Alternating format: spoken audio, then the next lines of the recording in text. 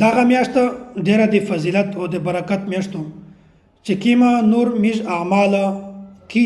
فرایض کی واجبات کی داسې سنت کی یا نور نیک اعمال کی یغه سره میشتو ست په چار دو چې په دغه میاشت کې میش ځنه داسې اعمال وکي چې هغه میش په تیر رمضان مبارک کې نه وی کړی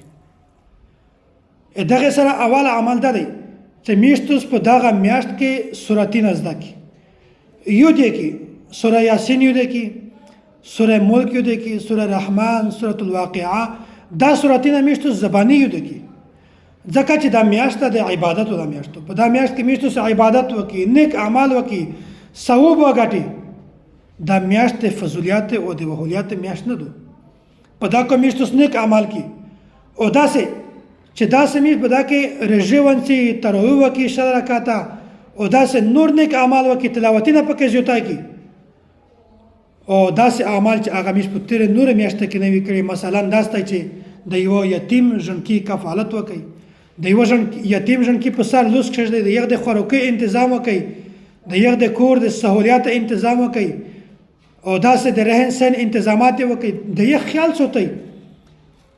داسې په دغه میاشت کې دینی مدارس کې طالبون دي دغه د کفالت اهتمام وکي د یو ژوندکی خرڅه په خپل ځون باندې وخلي د لاس ورکې د شل ورکې خرڅه په خپل ځون باندې وخلي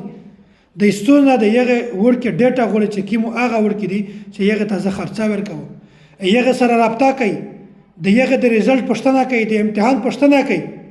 نو کله تو خپل بچون نوي چې کیما خرڅه ته په دغه ورکې باندې کې الله تعالی او ته دغه ډبل اجر درکوي دمره مشقت سره چکو په دا باندې الله تعالی ویل اجر نه درکوي نه د خپل ورکې د مدرسې د ورکې دغه د کفالت اهتمام کوي نه کې خلک په صحبت کې شنه دي نه کې اعمال خلک په مجالس کې شنه د غلطه چاره نه زون سوتي او داسې په یوځي کې د یبي ضرورت وي په یوځي کې د بل شي ضرورت وي خلک د یغه د سہولیت کوشش کوي یبه ورته مهیا کوي دا داسې چاره دي چې دغه طرف ته د خلک ذهن بالکل نه شي نو کچېره میشتو دا عمل وکي به الله تعالی میشتو ټول ته په دا باندې ډیر زیات اجر نصیب کوي